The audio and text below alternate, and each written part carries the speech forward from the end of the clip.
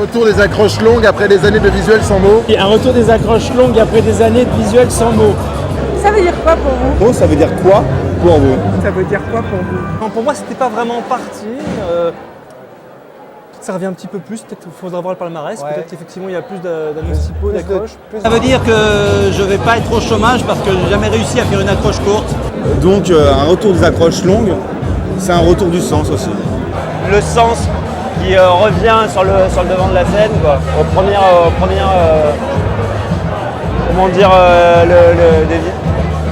ça veut dire quoi, Ça veut dire qu'on commence à réfléchir à ce qui va nous arriver demain. Ce qui est sûr, c'est que les mots sont toujours très importants dans la pub, les accroches en particulier, mais bizarrement on les voit moins sur les murs. C'est-à-dire par exemple nous, quand on bosse des compètes, tout ce qui est accroche, signature, même des campagnes d'accroche fictives qu'on présente juste pour la compète sont très très importantes pour gagner, c'est parce que ça parle vachement aux clients, c'est un truc qui est crucial.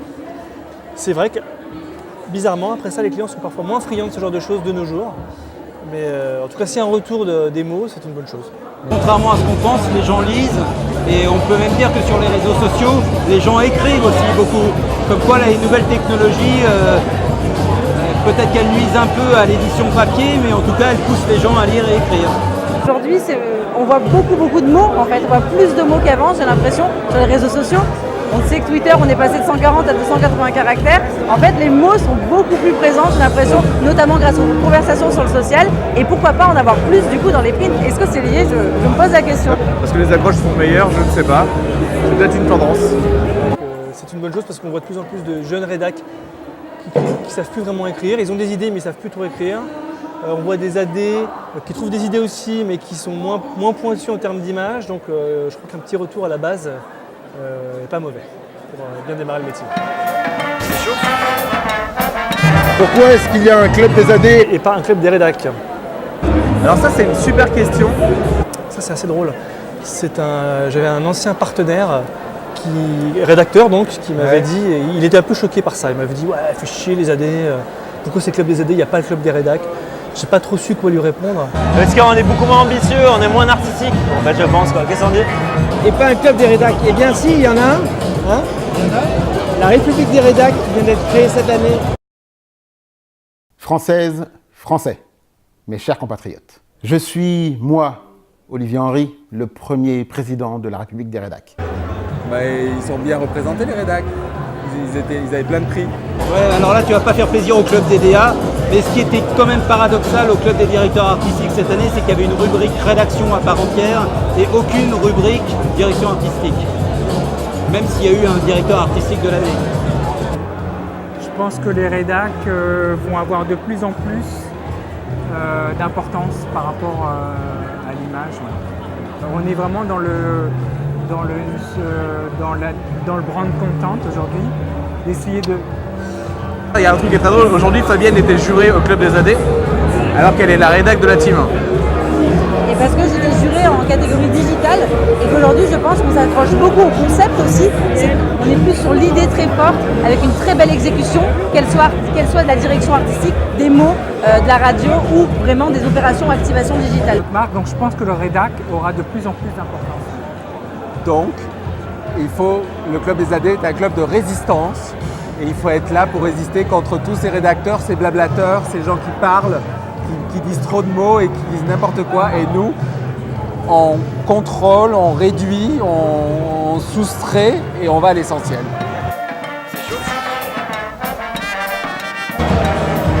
Jean-Christophe Royer se met en team avec un autre rédacteur. Ah mon Dieu! C'est un effet du mariage pour tous. Ah bah ça oui. Moi-même je forme un team d'AD à la tête de TB, donc je ne suis pas choqué qu'il y ait deux rédacs qui se mettent ensemble.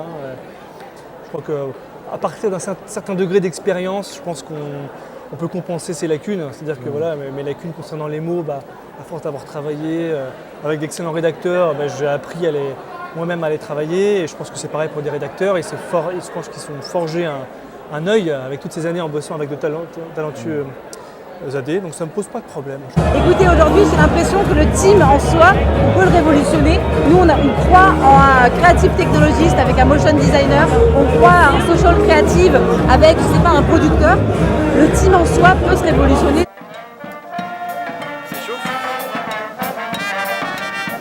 Xibéras dit que plus personne n'a rien à cirer de la pub. Qu'en pensez-vous? Je suis à 100% d'accord. À 10 000% d'accord d'ailleurs. Oui, il a raison. Il a raison. Après, je crois pas que ce soit nouveau. Je pense que c'est. Enfin, je pense qu'il a raison. Qu'en pensez-vous? Il y a au moins les annonceurs et puis nos employeurs qui en ont quelque chose à cirer. En fin de mois, nous, ça nous fait plaisir. Hein. Nous, on travaille dans une agence de publicité qui n'aime pas la pub. Je pense que tous les deux, on a Adblock. On peut faire le sondage dans la salle, c'est la même chose. Les gens n'aiment plus la pub. Créons des expériences, enrichissons les contenus, les marques, plutôt que venir couper la vie des gens avec un message qu'ils n'ont pas envie d'entendre. Il faut repenser, peut-être que le mot pub aujourd'hui est galvaudé. Est-ce que comme Gilles Deleuris, vous pensez qu'on est dans une phase de retour à l'ordre moral? Retour à l'ordre moral. Ah, vous avez 2 heures. Alors, l'ordre moral. Alors ça, c'est une question difficile en fait. Est-ce que c'est une idée reçue qu'on revient à l'ordre moral? À l'ordre moral. Non. Il faudrait éplucher en fait, faire des comptes d'apothicaire pour savoir si on a vraiment moins de liberté de parole aujourd'hui qu'à l'époque de Desproges ou Coluche. Ce qu'on a vu ce soir, est-ce qu'il y a de l'ordre moral? Moi, j'ai pas de... Clairement, il y a un retour à l'ordre qui se retrouve pas forcément dans la pub, mais partout dans la société aujourd'hui. Que ce soit la manif pour tous. Mais c'est dû à quoi?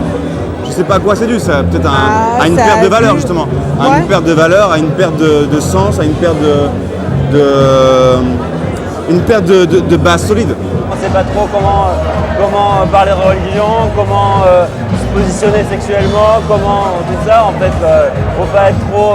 Mais en fait, il y a un durcissement d'une certaine morale un peu archaïque, quoi. Mais il y a d'autres choses qui émergent. Les femmes, voilà, qui arrivent au premier plan. En fait, ça montre bien qu'il y a un peu de renouveau quoi, dans tout ça, quoi, dans les valeurs. Quoi. Je n'ai aucune idée, parce que pour moi, en fait, je travaille chez Darwin, ça veut dire ceux qui osent gagnent, oser prendre des risques, aller loin.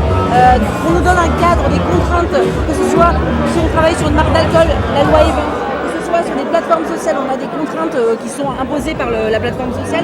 Nous, on aime bien jouer dans l'intérêt de jeu, les tirer, le bouger, sortir de la boîte, essayer de trouver des choses, l'ordre moral ou quoi que ce soit. Moi, j'ai pas de contraintes et je prends pas le risque. Je vais juste regarder la définition d'ordre moral sur Wikipédia parce que j'ai comme un doute. L'ordre, ça a tendance à réconforter les gens. Mais ce qui est important, c'est le désordre. C'est la créativité, elle est dans le désordre. Il y en a toujours trop de l'ordre moral. Donc le but, c'est résister contre l'ordre moral. Il y en aura toujours trop. Donc notre travail, c'est d'être contre l'ordre moral, donc d'être toujours des perturbateurs, de renverser l'ordre moral et de faire des contre-propositions. Les freelances n'ont pas intérêt à être inscrits au club puisqu'ils ne sont pas mentionnés dans le prix. Que faire? Et oui, alors il y a plusieurs raisons à ça. Que faire? Il y a que les freelances, parfois, ils travaillent dans d'autres agences, donc c'est un peu délicat. Et c'est une première raison pour laquelle ils ne sont pas nommés souvent. C'était freelance, n'était pas mentionné dans la liste en fait des primés, dans les crédits quoi. Vraiment? Non, ouais, c'est très rare. Hein. Cependant, quand il y a un prix pour le club des directeurs artistiques, ils doivent être là pour récupérer leur prix. Parce que c'est nécessaire, parce que c'est normal. On a tous été freelance très longtemps en fait quoi. Et non, en fait, moi ça m'est jamais arrivé. Mais si ça m'arrivait, j'irais demander en fait à l'être quoi. Et on peut toujours corriger. Il y a quelque chose qui me rend profondément triste parce que les prix, c'est le moment où on se congratule quand on a beaucoup travaillé sur une campagne et que ce soit freelance, que ce soit partenaire, que ce soit n'importe qui autour d'une campagne, il faut qu'il soit assisté pour moi.